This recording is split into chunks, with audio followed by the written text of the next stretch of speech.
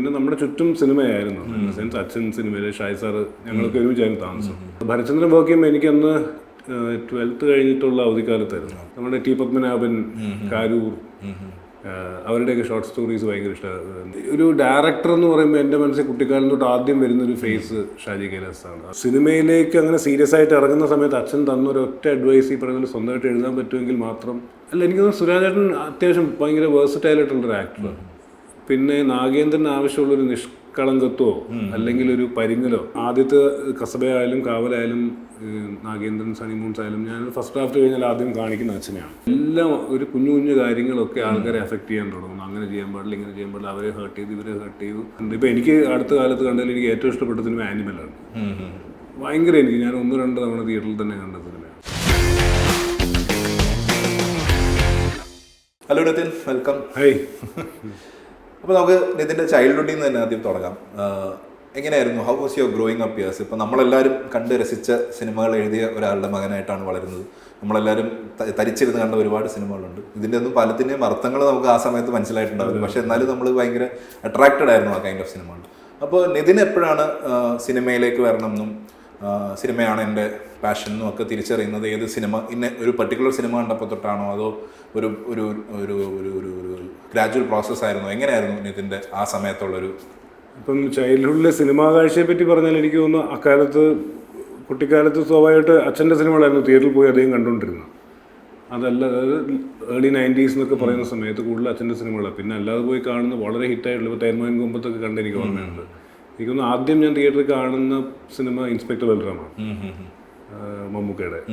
പിന്നെ എനിക്കൊന്ന് ലാൽ സാറിൻ്റെ ദേവാസുരം കാണുന്ന എനിക്ക് ഓർമ്മയുണ്ട്. പിന്നെ ബാക്കിയൊക്കെ അച്ഛൻ്റെ സിനിമകളാണ്. തേന്മാവിൻ കൊമ്പത്ത് കണ്ടിട്ടുണ്ട്. പിന്നെ ഈ പറയുന്ന പോലെ പടയപ്പ, ഇന്ത്യൻ, അങ്ങനത്തെയൊക്കെ സിനിമ അന്നും ഇഷ്ടമായിരുന്നു. സിനിമയ്ക്ക് പോകുന്നു, സിനിമ കാണാനും, പ്രത്യേകിച്ച് ഇങ്ങനെ വലിയ ബഹളമൊക്കെ ഉള്ള പടങ്ങൾ കാണാനൊക്കെ ഇഷ്ടമായിരുന്നു. ഒരു വീട്ടിൽ വന്നിട്ട് നമ്മളും അതുപോലെയൊക്കെ ചെയ്യില്ലേ. അപ്പം അങ്ങനെ ഒരു ഇഷ്ടം സിനിമയുടെ സ്വാഭാവികമായിട്ടുണ്ടായിരുന്നു. പിന്നെ നമ്മുടെ ചുറ്റും സിനിമയായിരുന്നു. ഇൻ ദ സെൻസ് അച്ഛൻ സിനിമയിൽ, ഷായ് സാറ്, ഞങ്ങളൊക്കെ ഒരുമിച്ചായിരുന്നു താമസം. അപ്പോൾ ഷായ് സാറുണ്ടായിരുന്നു. അപ്പോൾ മൊത്തത്തിലൊരു സിനിമയുടെ ആംബിയൻസ് എപ്പോഴും ഉണ്ടായിരുന്നു.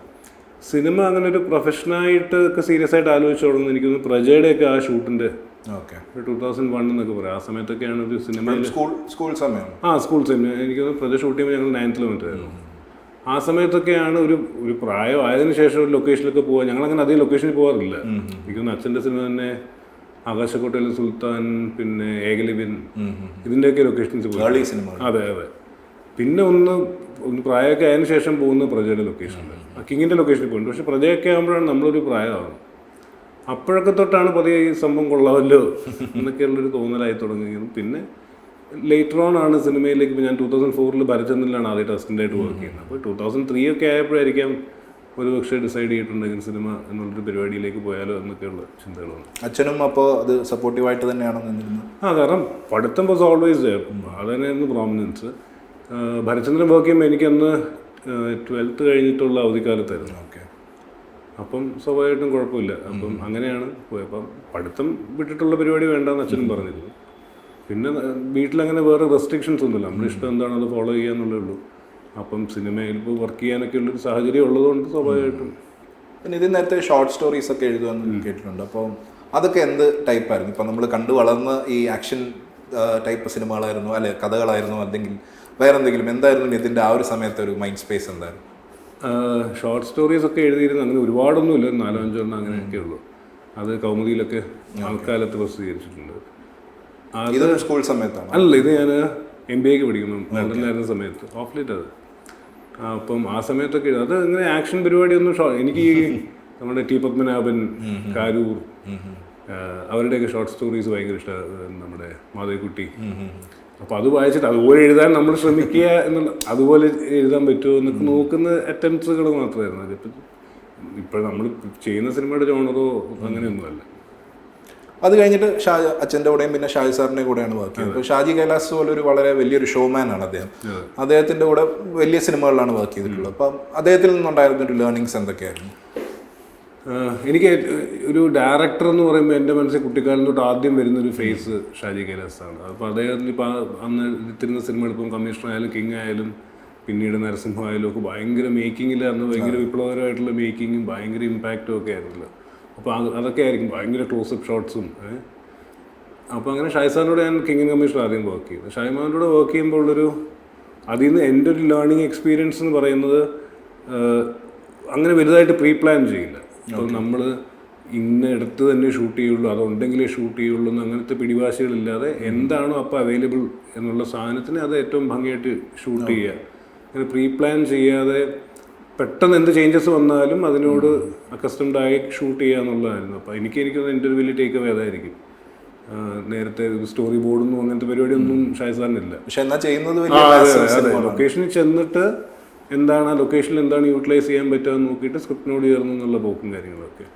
പെട്ടെന്ന് ഇപ്പോൾ ഒരു ആർട്ടിസ്റ്റിന് പെട്ടെന്ന് പോകണം, അല്ലെങ്കിൽ ഒരു ആർട്ടിസ്റ്റ് ഇല്ല പക്ഷെ ആ സീനിൽ അവർ പ്രധാനമാണ് എന്നൊക്കെ പറയുമ്പോൾ അത് നമ്മൾ പോലും അറിയില്ല, അത് അവരില്ലെന്നുള്ള സാധനം അറിയില്ല. അങ്ങനെ പുള്ളി പ്ലാൻ ചെയ്തിട്ട് എന്ത് ഷോട്ട്സ് എടുക്കുന്ന ഷായ്സാറിന് മാത്രമേ അറിയുള്ളൂ.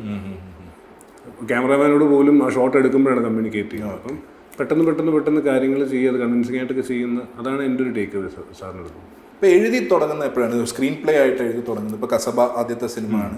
കസബയാണോ ആദ്യമായിട്ട് എഴുതിയ സ്ക്രീൻ പ്ലേ, അതോ അതിനു മുമ്പ് വേറെ എന്തെങ്കിലും അറ്റംപ്റ്റ് ചെയ്തിരുന്നു? എങ്ങനെയാണ് എഴുത്ത് എന്ന് പറഞ്ഞൊരു പ്രോസസ്സിലേക്ക് കടക്കുന്നതും എന്തൊക്കെയായിരുന്നു അപ്പോൾ ഉണ്ടായിരുന്നൊരു ഒരു ഫീലിംഗ്?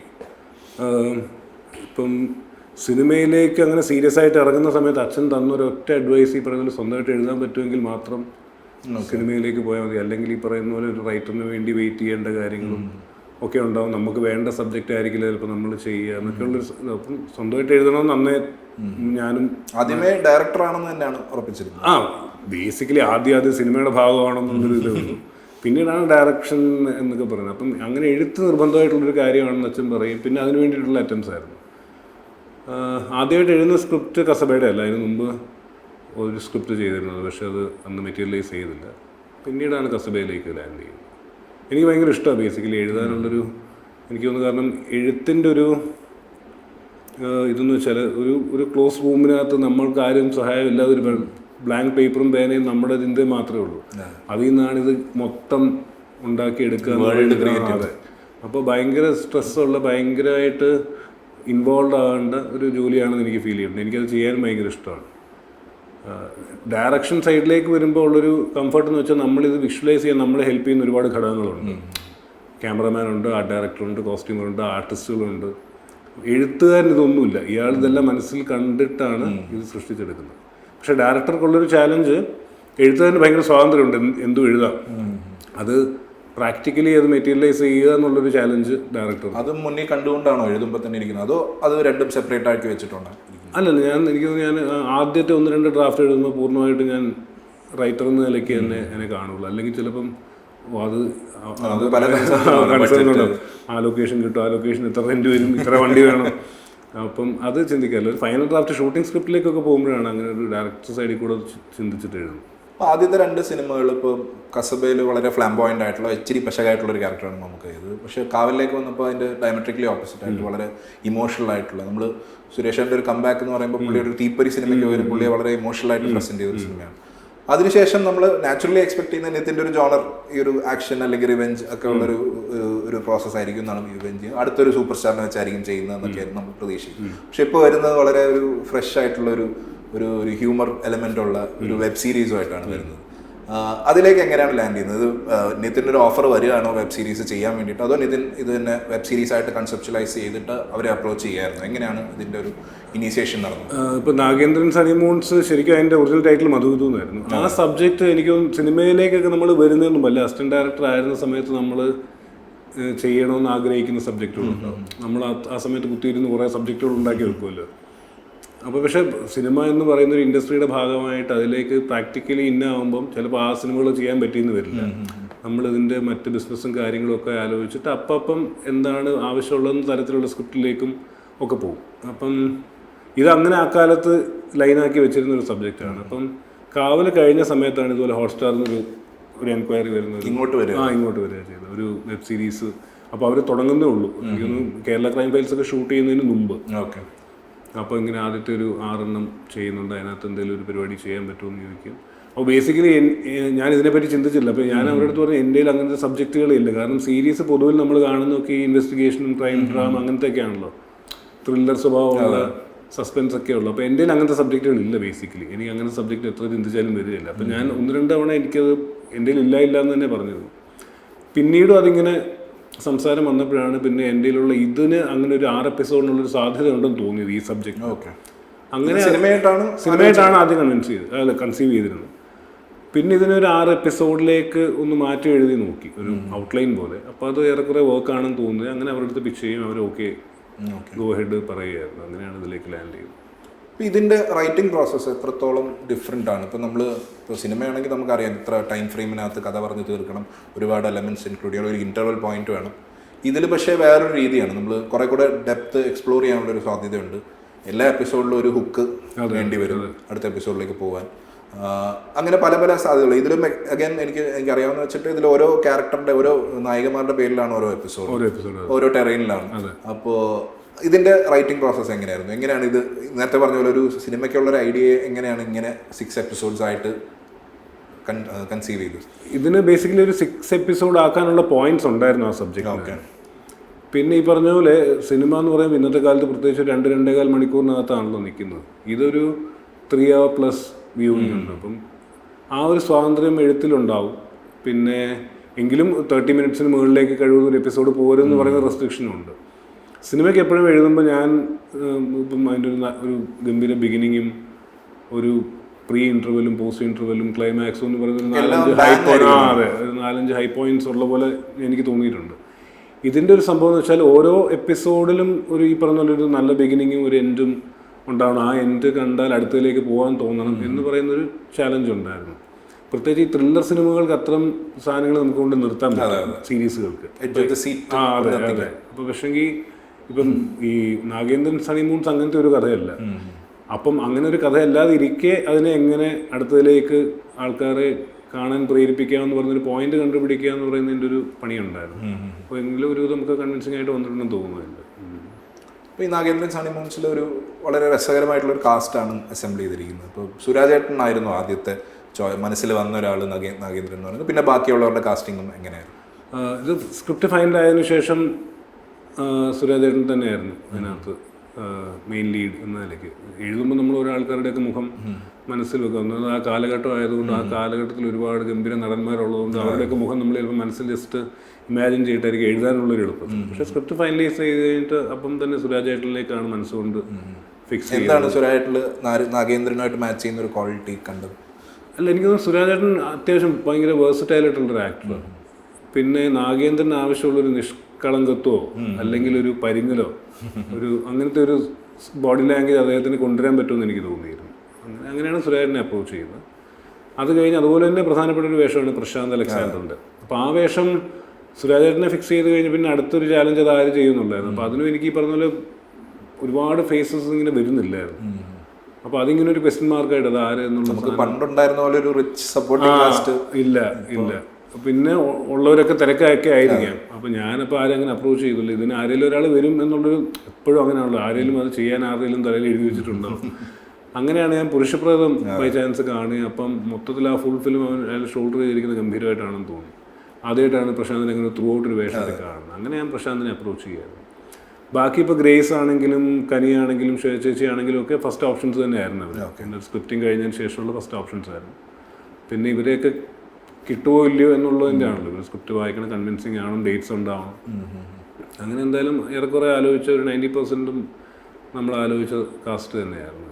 ഇപ്പോൾ ഇതിൽ 70s അവസാനമാണ് കഥ നടക്കുന്നത്. അപ്പം ഇപ്പോഴത്തെ ഒരു സാഹചര്യത്തിൽ നിന്നുകൊണ്ട് ആ ഒരു കാലഘട്ടത്തിൽ കഥ പറയുമ്പോൾ അഗൈൻ വെബ് സീരീസാണ്, ലോങ്ങർ ഫോമാറ്റാണ്. ഇപ്പോൾ ഒരു ബോറടി കൊണ്ടുവരാത്ത രീതിയിൽ ആ പീരിയഡ് റീക്രിയേറ്റ് ചെയ്യണം, അതിൻ്റെ കഥ പറച്ചിലൊരു പേസ് ഉണ്ടാവണം. എങ്ങനെയായിരുന്നു ആ ചാലഞ്ചസ് ഒക്കെ ടാക്കിൾ ചെയ്തത്? പീരിയഡ് റീക്രിയേറ്റ് ചെയ്യുക എന്ന് പറയുന്നത് ഒന്ന് നമുക്ക് അതിനെപ്പറ്റി ഒരു ചെറുതല്ലാത്തൊരു ധാരണയുണ്ട്. അക്കാലത്തെ ഒരു പീരിയഡിനെ പറ്റി പുസ്തകങ്ങളിലൂടെയും അക്കാലത്തെ സിനിമകളിലൂടെയൊക്കെ തന്നെയാണ്. 78 നടക്കുന്നത്. പിന്നെ ഇതിൽ ഓരോ എപ്പിസോഡും ബേസിക്കലി ഓരോ നായികമാരുടെ കഥകളാണ്. അതിലൂടെ സഞ്ചരിക്കുന്ന ഒരു ത്രെഡ് എന്ന് പറയുന്നതാണ് സുരാജേട്ടനും പ്രശ്നം. ഇവരുടെ ഈ സ്ത്രീകളുടെ ലൈഫിലൂടെ അവർ കടന്നു പോകുന്നതാണ്. ഓരോ സബ്ജക്റ്റിനും ഓരോ എപ്പിസോഡിനും ഓരോ സ്വഭാവമുണ്ട്. ഇപ്പം ഗ്രേസിൻ്റെ എപ്പിസോഡ് ഭയങ്കര ഹിലേറിയസ് ആയിട്ടുള്ളൊരു എപ്പിസോഡ്, അത്യാവശ്യം ഹ്യൂമർ കൂടുതലുള്ളതാണ്. ശ്വേത ചേച്ചിയുടെ വരുമ്പോൾ ഒരു പൊടിക്കൂടെ സീരിയസ് ആയിട്ടുള്ള ഒരു എപ്പിസോഡാണ്. എന്നാൽ അതിനകത്തുകൊണ്ട് ഹ്യൂമർ സുരാജേട്ടൻ്റെ സൈഡിൽ നിന്നുള്ള സാധനങ്ങളുണ്ട്. അത് കഴിഞ്ഞ് നിരഞ്ജനയുടെ എപ്പിസോഡാണ്. അത് പിന്നെ ഏറെക്കുറേയും ഒരു സീരിയസ് ടോണിൽ തന്നെ പോകുന്നൊരു എപ്പിസോഡാണ്. പിന്നീട് കനിയുടെ എപ്പിസോഡ്, അതും കുറേ ഹ്യൂമർ ഒക്കെ ഉള്ളൊരു എപ്പിസോഡ്. അപ്പോൾ ഓരോ എപ്പിസോഡിനും ഓരോ സ്വഭാവമാണ്. ബോറടിപ്പിക്കാതെ ഈ ഉള്ള സ്വഭാവത്തെ വൃത്തിയായിട്ട് മെയിൻറ്റെയിൻ ചെയ്ത് കൊണ്ടുപോകാന്നുള്ളത് മാത്രമേ ഉള്ളൂ. അതാണ് ശ്രമിച്ചിട്ടുള്ളത്. പക്ഷേ ആ പീരിയഡിന് അഗൈൻ ലൊക്കേഷൻസ് ഈ പറഞ്ഞ പോലെ ഓരോ എപ്പിസോഡ് ഓരോ സ്ഥലങ്ങളിലാണ്, ഓരോ ടെറൈനിലാണ്. അപ്പോൾ അത് എത്രത്തോളം ചാലഞ്ചിങ് ആയിരുന്നു ആ പീരിയഡ്? അത് ഭയങ്കര ചാലഞ്ചിങ് ആയിരുന്നു. കാരണം ഇപ്പം ഫസ്റ്റ് എപ്പിസോഡ് ട്രിവാൻഡ്രത്തിൻ്റെ ഇൻറ്റീരിയേഴ്സ് എന്ന നിലയ്ക്കാണ് കൺസീവ് ചെയ്തിട്ടുള്ളത്. അപ്പം ഒന്നിപ്പം നമുക്ക് ടാറില്ലാത്ത റോഡുകളുള്ള സ്ഥലമേ ഇല്ല. അപ്പം അത് അത്തരം സ്ഥലങ്ങൾ കണ്ടുപിടിക്കുക, പിന്നെ കഴിവതും ടാറും വന്നു അതിൻ്റെ മുകളിൽ കുഴിയും വന്നു. അപ്പം മറ്റേ പുതിയ കെട്ടിടങ്ങൾ ഉണ്ടാവാതിരിക്കുക, പശ്ചാത്തലത്തിൽ വലിയ പോസ്റ്റുകളും മറ്റേ മൊബൈൽ ടവർ അത്തരം കാര്യങ്ങളും ഇല്ലാതിരിക്കുക, പിന്നെ റോഡ് ഷൂട്ട് ചെയ്യുമ്പോൾ വണ്ടികൾ പുതിയത് പോകാതിരിക്കുക എന്നൊക്കെ പറയുന്ന. ഇപ്പം കാസർഗോഡ് ഒരു എപ്പിസോഡ് കാസർഗോഡാണ്, ഒന്ന് കുട്ടനാടാണ്, ഒന്ന് ഒറ്റപ്പാലമാണ്, ഒന്ന് നമ്മുടെ പത്തനംതിട്ട റാന്നി ഒരു ഹൈ റേഞ്ച്. ഇപ്പോൾ ഈ ടെറൈൻസ് എല്ലാം ഇതിനകത്ത് ഉണ്ടാവും.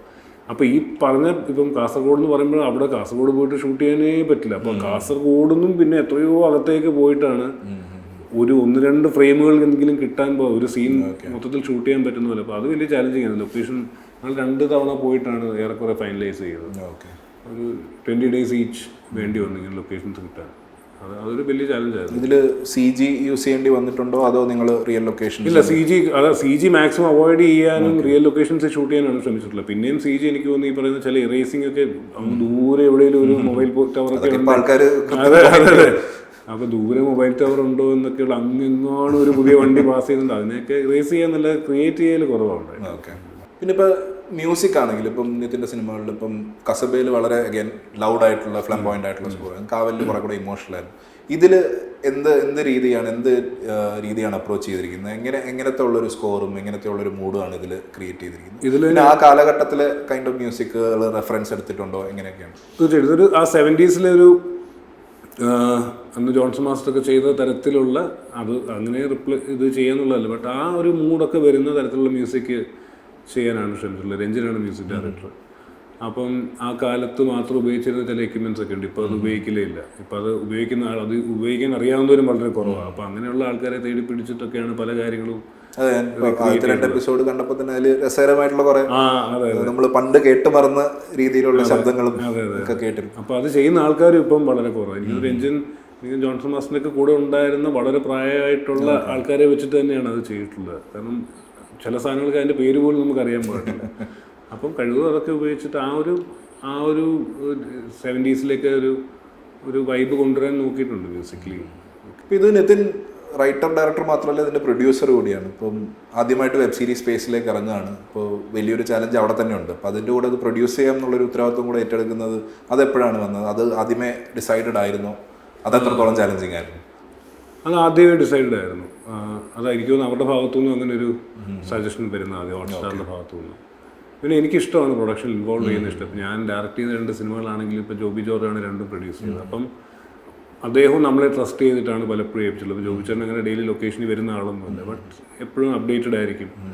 അപ്പം അന്നും ഞാൻ കൺസേൺഡ് ആണ്, എന്താണ് ഇതിൻ്റെ പ്രൊഡക്ഷൻ എങ്ങനെയാണ് പോകുന്നത്, ബഡ്ജറ്റ് എത്ര പോകുന്നുണ്ട്, പെർ ഡേ എത്ര എക്സ്പെൻസ് ആകുന്നുണ്ട്, എവിടെയൊക്കെ കുറയ്ക്കാം, എവിടെയൊക്കെ കൂട്ടാം, എവിടെയൊക്കെ ആവശ്യം വരുന്നത്. എനിക്ക് പ്രൊഡക്ഷൻ സൈഡ് ഭയങ്കര ഇഷ്ടമാണ്. അപ്പം ഇതിലങ്ങനെ ഒരു ഓപ്പർച്യൂണിറ്റി വന്നതുകൊണ്ടും ഹോട്ട്സ്റ്റാറിൻ്റെ ഭാഗത്തുനിന്ന് ഒരു സപ്പോർട്ട് ഉണ്ടായിരുന്നു. അപ്പം വൈനോട്ടെന്ന് വിചാരിച്ചിട്ടാണ്. പിന്നെ എക്സിക്യൂട്ടീവ് പ്രൊഡ്യൂസർ സഞ്ജയ് പടിയൂരുണ്ട്, ലൈൻ പ്രൊഡ്യൂസറായിട്ട് എൻ്റെ ബ്രദർ തന്നെയായിരുന്നു, നിഖിലായിരുന്നു. അപ്പം അങ്ങനെ ഒരു സപ്പോർട്ടും കൂടെ ഉള്ളപ്പം ഒന്ന് ചെയ്ത് നോക്കാമെന്ന് വിചാരിച്ചു. പക്ഷേ എനിക്ക് ഭയങ്കരമായിട്ട് ഇച്ചിരി ഒരു ഫ്രീഡം തോന്നുന്ന ഒരു പരിപാടിയായിട്ട് പോകും. നമ്മൾ തന്നെ പ്രൊഡ്യൂസ് ചെയ്യുമ്പം ഒന്നാമത് സിനിമ എല്ലാത്തുകൊണ്ടുള്ളൊരു ആ റിസ്ക് എലിമെൻ്റ് ഇല്ല, അതുകൊണ്ടും കൂടെ ഉള്ളൊരു ഫ്രീഡമാണ്. അപ്പം നമുക്ക് ഈ പെട്ടെന്ന് നമുക്ക് ഡിസിഷൻ എടുക്കുമ്പോൾ വേറൊരാളുടെയും കൂടെ ഒരു സമ്മതത്തിന് വേണ്ടി വെയിറ്റ് ചെയ്യേണ്ടി വരില്ല.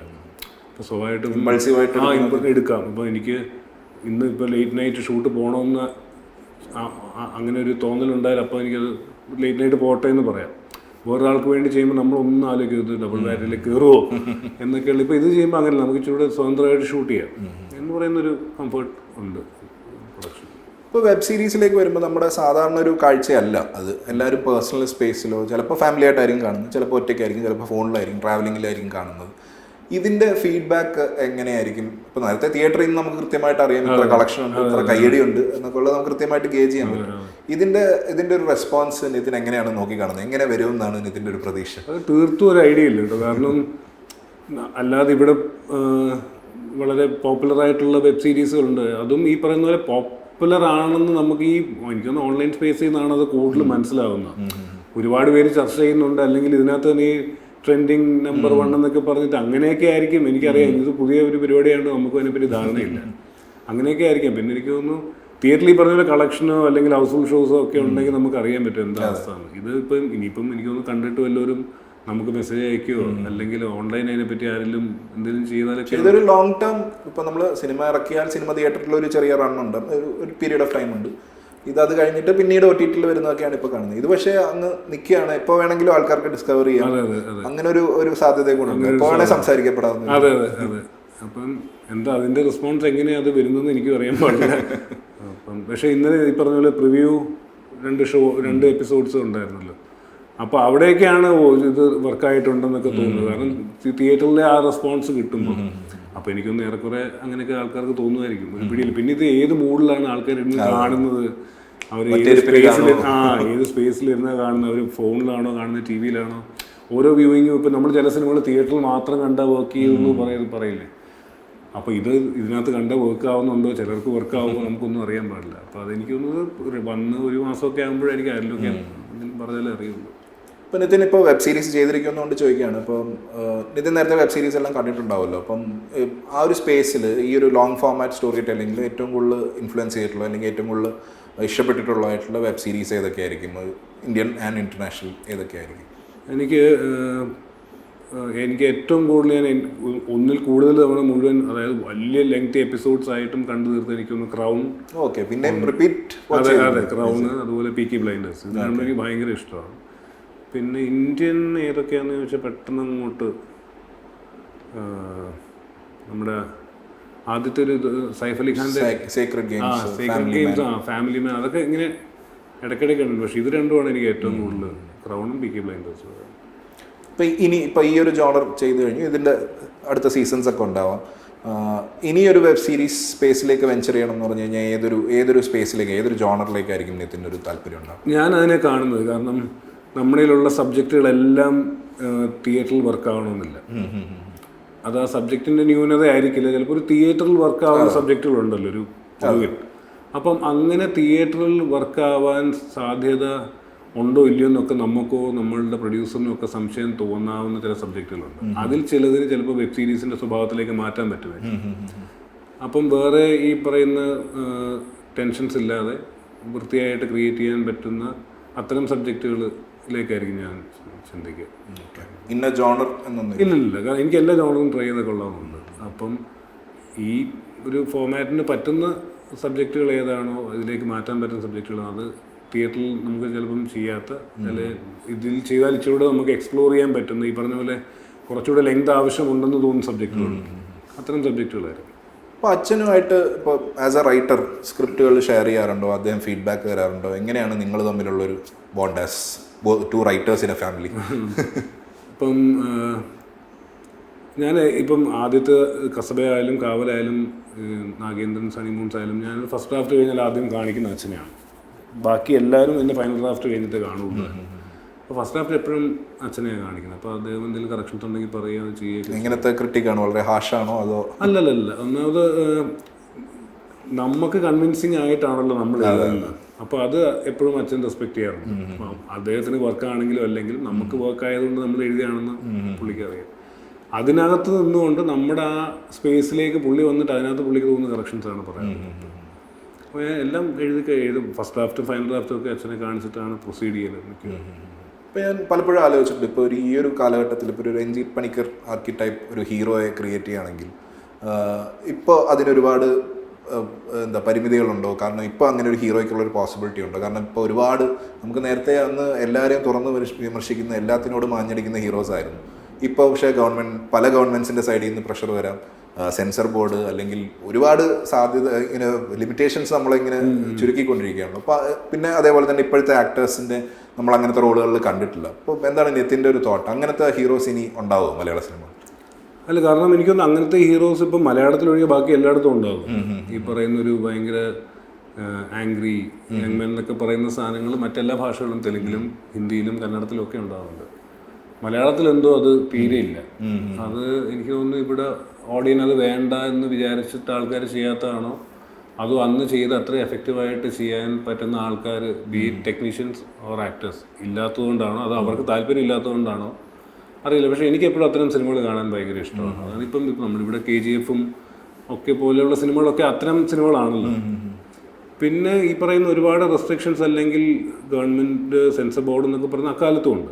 ഇപ്പൊ അച്ഛൻ്റെ ഒക്കെ എനിക്ക് തോന്നുന്നു എല്ലാ സിനിമകളും തലസ്ഥാനം, പയ്യൻ, സേകലവ്യൻ, കമ്മീഷണർ, കിങ്, പത്രം ഒക്കെ സെൻസർ ബോർഡുമായിട്ടും ഒക്കെ വഴക്കിട്ടിട്ട് റിലീസ് ചെയ്തിട്ടുള്ള പടങ്ങളാണ്.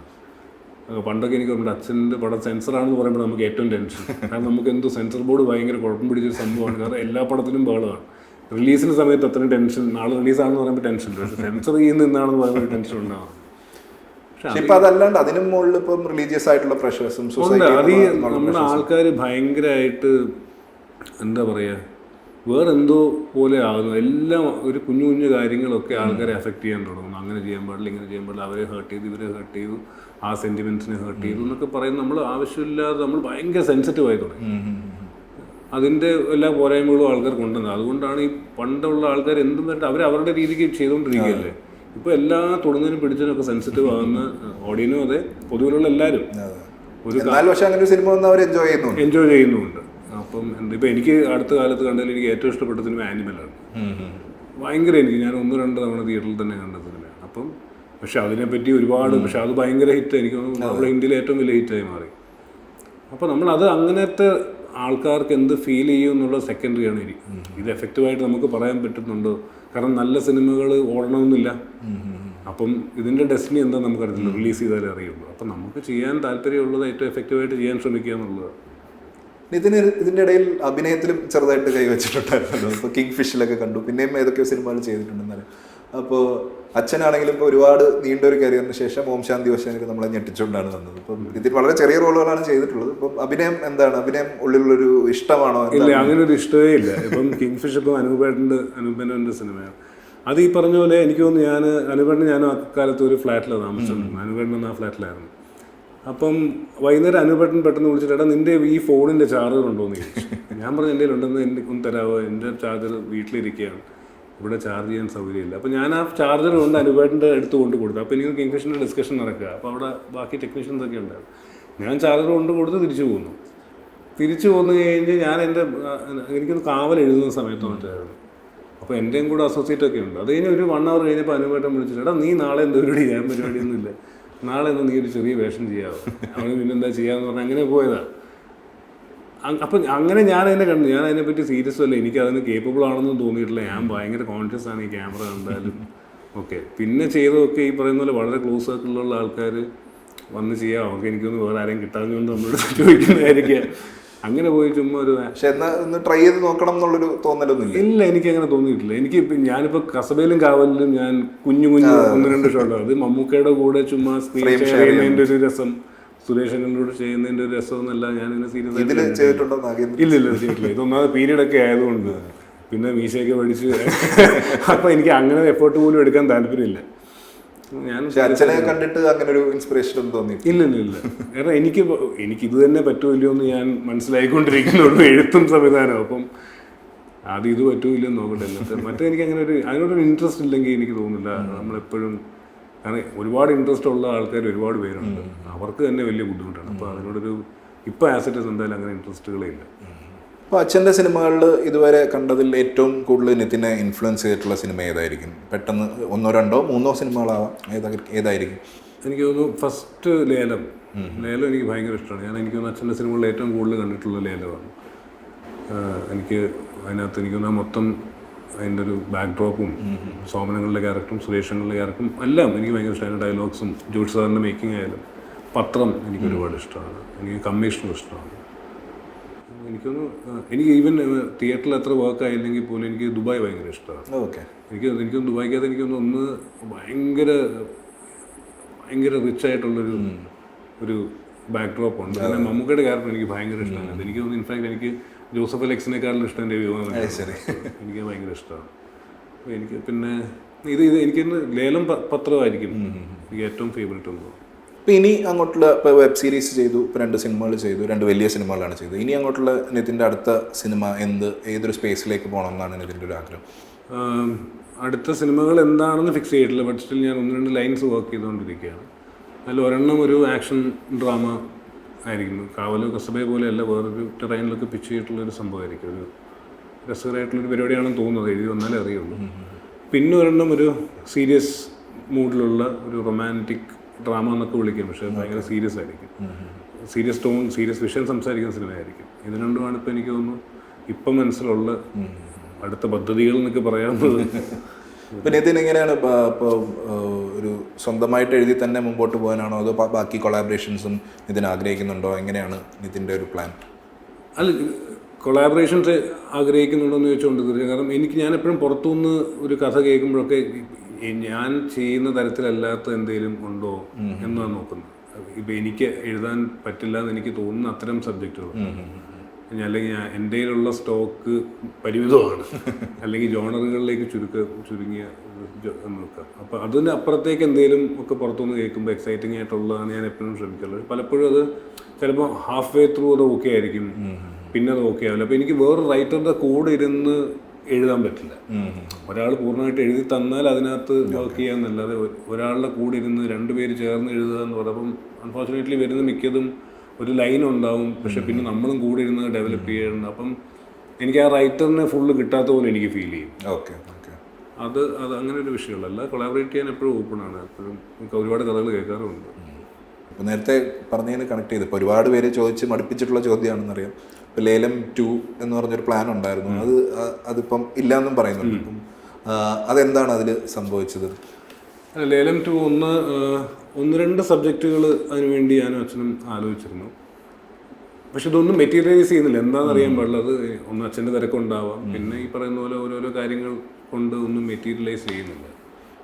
അപ്പോൾ അതാണ്. പിന്നെ ഇത് കുറേ നാളെ എനിക്കൊന്ന് ലേലം 2 എന്നുള്ളൊരു പ്ലാൻ തുടങ്ങിയിട്ട് 6-7 വർഷമായിട്ടുണ്ട്. അപ്പോൾ പിന്നെ സ്വാഭാവികമായിട്ട് അതിലുള്ള ഇൻട്രസ്റ്റ് വിട്ടുമെന്നല്ല, വേറൊരു പരിപാടിയിലേക്ക് പോയാലോ എന്ന് ഇടയ്ക്കൊരു ചർച്ച വന്നപ്പോൾ എന്നാൽ പിന്നെ വേറൊന്നും ആലോചിക്കാം, അച്ഛൻ എഴുതിയിട്ട് എന്നുള്ള നിലയ്ക്ക് അങ്ങനെ ലേലം ഡ്രോപ്പ് ചെയ്യുന്നത്. ലേലം ഒന്നെന്ന് എനിക്ക് ലേലം സിനിമ ഭയങ്കര ഇഷ്ടമായതുകൊണ്ട് അതിൻ്റെ എന്താണെങ്കിലും ഓക്കെ എന്ന് പറയുന്നത്. എന്നാൽ സീക്വൽ എന്ന് പറഞ്ഞപ്പോൾ ഞാൻ അന്നും അങ്ങനെയാണ്. ഇനിയിപ്പോൾ എനിക്ക് തോന്നുന്നു വേറെ എന്തെങ്കിലും ഒരു പ്രോജക്റ്റ് ആയിരിക്കും അച്ഛൻ്റെ കൂടെ ചെയ്യും. ചെയ്യും. അപ്പോൾ anyway Nitin, thank you so much. Thank you. All the very best for Nagendra honeymoons. Thank U.